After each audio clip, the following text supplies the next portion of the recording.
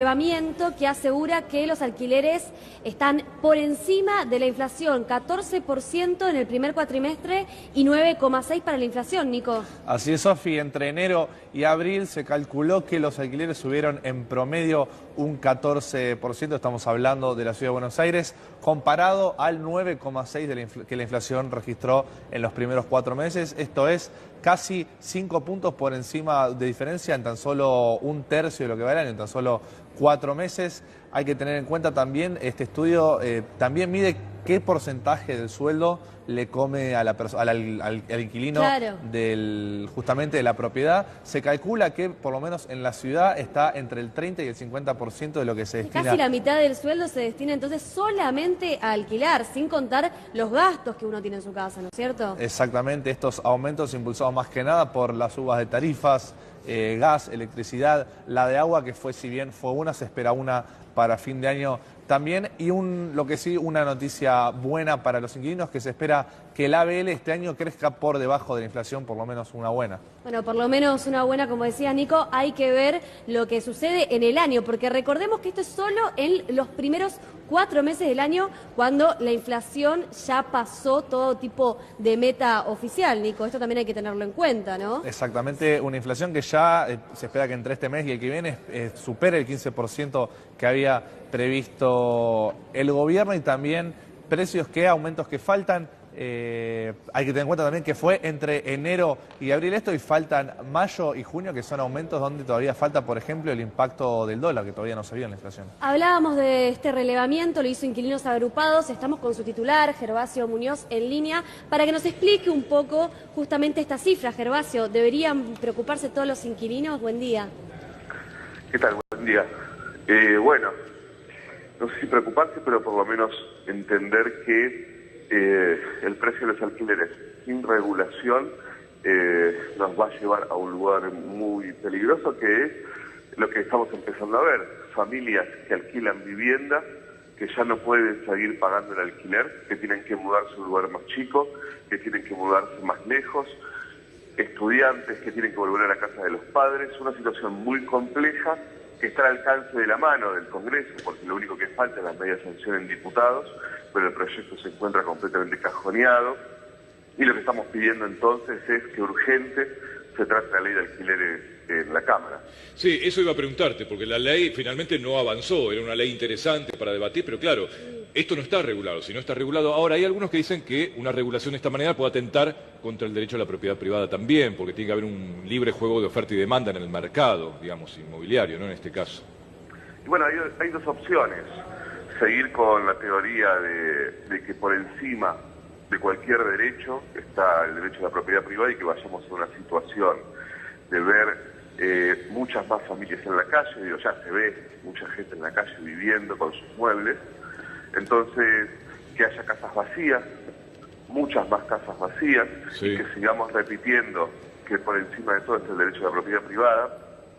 Y por otro lado está entender que la vivienda es un derecho, que nosotros no estamos planteando que los propietarios no ganen dinero por el alquiler. Lo que estamos planteando es que haya reglas claras, que no sean solo las reglas del mercado inmobiliario. ¿Y cómo, a ver, Gervasio, para ponerlo en porcentajes, cómo se regularía esto, por ejemplo? ¿Cómo sería un alquiler racional? O sea, ¿la ley qué diría con respecto a esto? Cuando van a discutir el locador y el locatario, se sientan a la mesa, ¿y la ley qué diría? Te pongo el ejemplo claro. Este año los alquileres van a aumentar un 48%, la inflación va a ser del 30% y los salarios del 15%. O sea, el alquiler va a aumentar más del triple de un salario.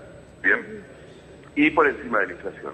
Nosotros lo que estamos planteando en nuestra ley, que se votó por unanimidad en el Senado, es que sea un promedio entre inflación y salario. O sea, si la inflación es del 30% y los salarios aumentan un 15%, los alquileres deberían aumentar entre un 22% y un 23%. Eso es que el propietario siga teniendo rentabilidad, claro, que los inquilinos puedan seguir pagando el alquiler, y que no vayamos a una situación de crisis habitacional en todo el país, que significa que los inquilinos quedan en la calle, pero también que los propietarios no van a poder cobrar más el alquiler a nadie. Bien, Gervasio, para tener una idea y graficarnos lo que está pasando en números hoy, ¿cuánto salen las zonas más baratas, por así llamarlas de alguna manera, en la capital federal alquilar hoy y cuánto salen las zonas más caras? Mira, un alquiler promedio en la ciudad de Buenos Aires está alrededor de 10.500 pesos y estamos hablando de monoambientes y dos ambientes. Los números cambian cuando tenés que hablar de familias. No hay tanta diferencia por zona. ¿Por qué no hay diferencia por zona? Porque la demanda de alquileres y la especulación en el precio de la vivienda rige en todo el país. Por lo tanto, si vos en una zona como Recoleta o en una zona como Floresta tenés una fila de 20 familias queriendo alquilar la vivienda, el precio sube hasta su punto máximo, hasta que alguna de esas 20 familias se pueda pagar, ¿bien? Entonces, por eso es que vos, un monoambiente está alrededor de 9.000, 10.000 pesos, sí, y un dos ambientes está alrededor de 11.000, 12.000 pesos, sí, y no casi tiene no hay lógica. diferencia. No tiene lógica porque el alquiler no está sujeto a ningún parámetro. Claro. El único parámetro que sigue es la necesidad. Entonces, si hay mucha gente con necesidad de tener una vivienda, que siempre va a haber gente con necesidad de vivienda, porque cada vez hay más inquilinos, porque cada vez hay menos propietarios con más propiedades, entonces la posibilidad de especular es siempre muy alta. Y entonces vos tenés alquileres que no tienen nada que ver, Claro, ni con el valor de la vivienda, ni a con ver, el barrio. Gervasio, Sí. acá tenemos armado una plaquita, a ver, entonces vos Sí, vamos a ver decías si la podemos monoambiente y dos ambientes, Acá a ver. tenemos, nos corremos un poco. Para este año, 2018, el alquiler promedio entonces son 10.000 10.000, pesos. entre 9.000 y 10.500, el 47% del salario. Nico, yo no sé si le querías preguntar algo a Gervasio.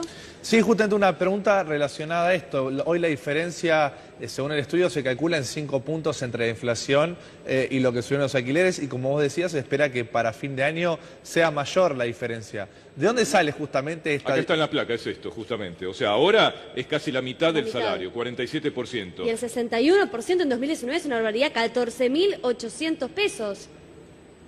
Bueno, esas son las proyecciones en función de cómo va a aumentar los salarios, cómo va a progresar la inflación y cómo van a progresar el precio de los alquileres en función de lo que pasó en el primer cuatrimestre. Pensemos algo, Sí. nosotros tomamos el primer cuatrimestre y después del primer cuatrimestre sucedió la devaluación del dólar, que se trasladó a precios, ¿bien?